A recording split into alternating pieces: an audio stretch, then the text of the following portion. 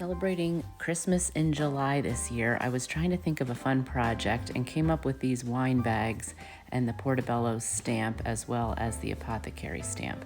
So what I did was I just got these plain old craft paper wine bags and I decided to create a little scene on the front using the Portabello stamp, using the front door and then using the light lamppost.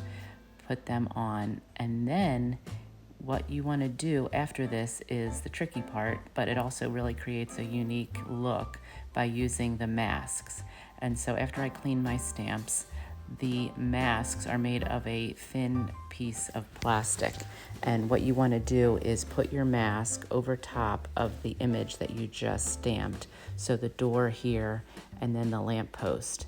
And then I can add my decorative background, and this happens to be a stone finish on a house. So you can have bricks or stone in this set.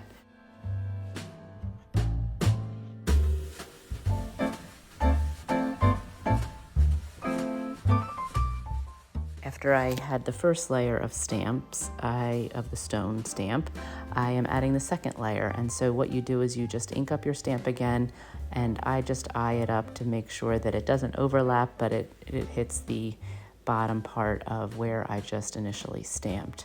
And pressing with one hand and holding with the other, and then moving, making sure that you get good connection with your stamp is important.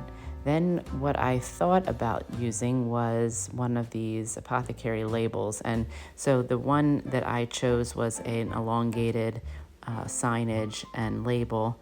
And my thought was I could add in the name of the person that I'm giving the wine to, or I could just put Mary, you could put happy, you could do anything you want. But I decided to use the word Mary and use the small little letters.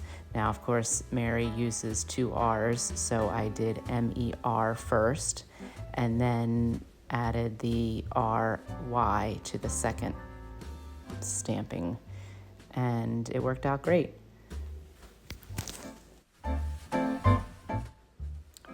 Once the second part of the word was added, I looked at it and just thought it might need just a little bit of color.